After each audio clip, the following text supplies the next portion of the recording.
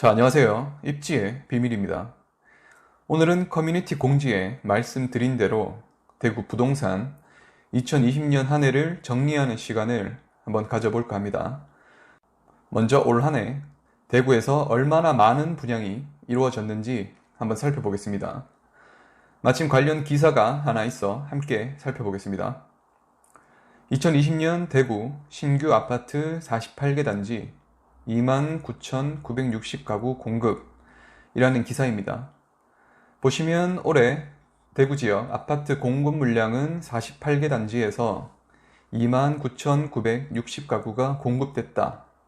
이는 지난해 공급 물량보다 늘어난 수치이다. 지역별로 보면 동구, 중구, 서구 순으로 특히 많네요.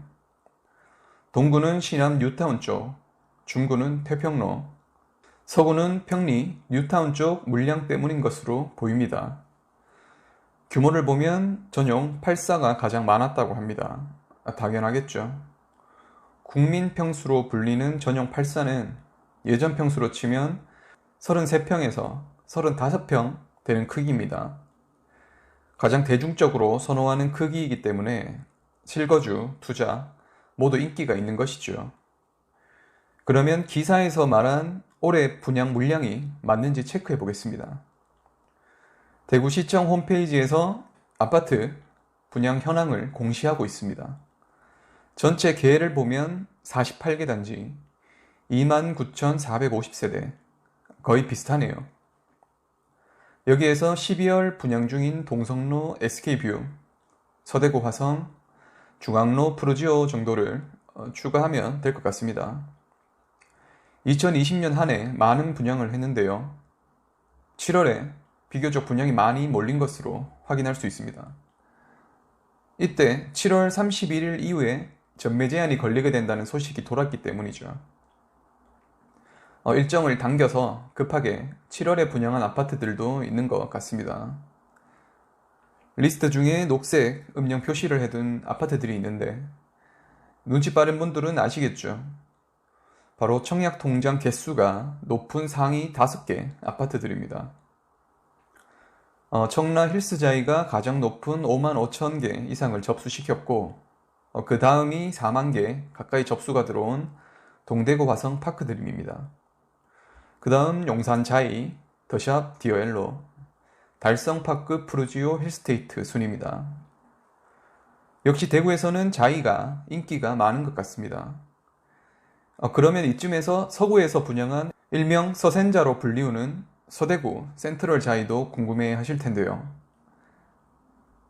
태평로 대장인 도원 힐스와 비슷한 개수인 17,000개가량이 접수되었습니다. 역시 브랜드의 힘 또한 무시하지 못할 것 같네요. 2020년 청약 접수 1위를 차지한 청라 힐스자이는 비수성에서 죽전 빌리브 스카이와 대장을 다툴 만큼 좋은 입지입니다. 남산 롯데캐슬과 함께 남산역 더블 역세권의 우수한 교통 인프라와 시내 접근성, 그리고 2호선을 활용한 수성구와의 접근성 또한 좋습니다.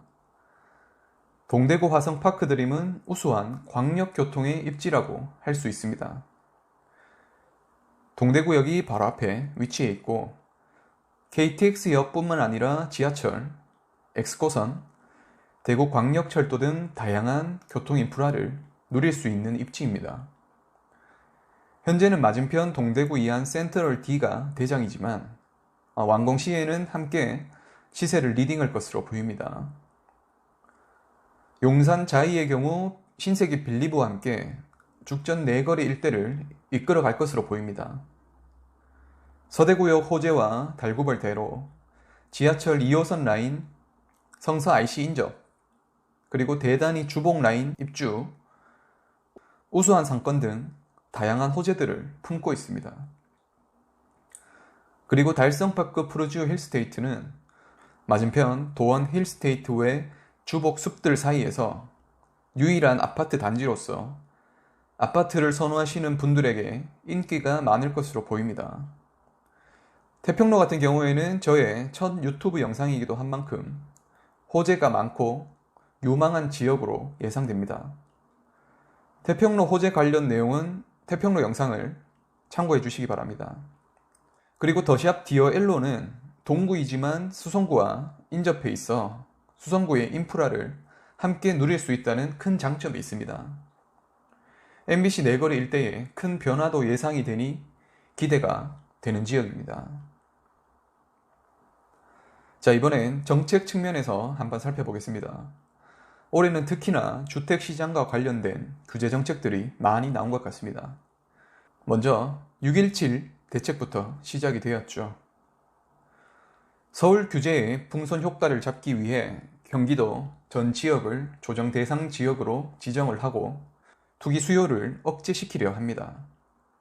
하지만 미처 지정하지 않은 김포, 파주가 또 풍선 효과로 오르게 되죠. 그리고 이때 법인을 활용한 투기 수요도 근절시키고자 합니다.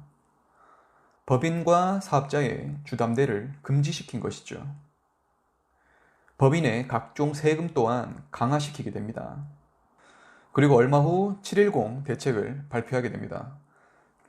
다주택자와 법인의 종부세율을 급격하게 올리고 양도소득세 또한 세율을 급격하게 올리게 됩니다. 가장 큰 이슈는 바로 취득세였습니다. 3주택까지 기본 세율이었던 취득세율을 2주택부터 8%로 급격히 상승시킵니다. 물론 후속 조치로 비조정 지역에서는 1주택씩 완화시켜 주었죠. 취득세와 종부세의 경우 다주택자들이 신규 진입하기 부담스럽게 만든 것이 맞지만 양도세까지 높이면서 팔지도 못하는 형국이 되어버립니다. 팔더라도 가지고 있는 주택 중에 가장 싸거나 인기 없는 지역의 물건들을 먼저 매도하여 정작 인기 있는 주택은 시장에 풀리지 않게 되었죠. 7월 30일에는 현재 주택시장에서 가장 큰 혼란을 불러일으킨 임대차 3법이 도입되었습니다. 특히 계약갱신 청구권은 임차인이 희망하는 경우 2년을 더 거주할 수 있게 해주어 집주인들이 전세를 내어놓기에 꺼리는 환경이 되었습니다. 그렇다 보니 전세 물량은 더욱 줄어들고 전세 수요자들은 더 많은 대가를 지불하거나 전세 자체를 구하지 못하는 상황에 이르게 되고 집을 구매하고자 하는 방향으로 선회하였습니다. 집값이 오를 것 같아서 투자하는 사람들이 늘어난 것이 아니라 어쩔 수 없이 비싼 값을 지불하더라도 실거주 목적으로 집을 구매하려고 하는 기존 세입자들의 실거주 수요인 것입니다. 그리고 얼마 전에는 지방광역시 전체를 조정 대상 지역으로 지정하면서 사실상 국토 전체 주요 지역이 전부 규제 지역으로 된 것으로 볼 수 있습니다. 자, 이렇게 된다면 전체가 동일한 조건이 되는 것이기 때문에 또다시 기존 규제 지역이었던 서울이 주목받게 될 가능성이 있습니다. 대구에서는 이러한 큰 정책적인 변화들 말고도 용적률 제한, 전매 제한 등 이슈가 있었습니다. 용적률 제한이 상임위를 통과하면서 기존 상업지역의 고층 스카이라인이 형성될 죽전과 태평로는 상대적인 호재로 볼 수 있을 것 같습니다. 그리고 전매 제한의 경우 기존 6개월에서 3년, 그리고 이제 조정 대상 지역이 되면서 등기시까지 전매가 금지되었습니다. 이렇다는 것은 기존 분양권들의 선호가 증가할 것으로 보입니다. 자, 지금까지 2020년 한 해 대구 부동산 시장을 한번 살펴보았습니다. 청약 측면에서는 다소 물량이 많아 보이지만 대구 전체가 리모델링을 한다는 개념으로 봐야 할 것이고 그 중에 주요 입지를 파악하는 것이 중요합니다. 왜냐하면 이렇게 자리를 잡으면 몇십 년이 그렇게 흘러갈 것이기 때문이죠. 규제나 정책적인 측면에서는 예상하지 못하는 방식으로 계속 나오고 있기 때문에 공격적인 투자보다는 좋은 입지에서 본인의 자산을 지켜나가는 것부터 집중을 해야 하지 않을까 하는 생각입니다. 자, 그럼 오늘 영상은 여기까지고요. 도움이 되셨다면 구독, 그리고 좋아요 눌러주시고요. 코로나 때문에 다들 힘들지만 2020년 한 해 차분히 마무리 잘 하시기 바랍니다. 저는 내년에 21년 대구 부동산 소식을 들고 찾아오겠습니다. 감사합니다.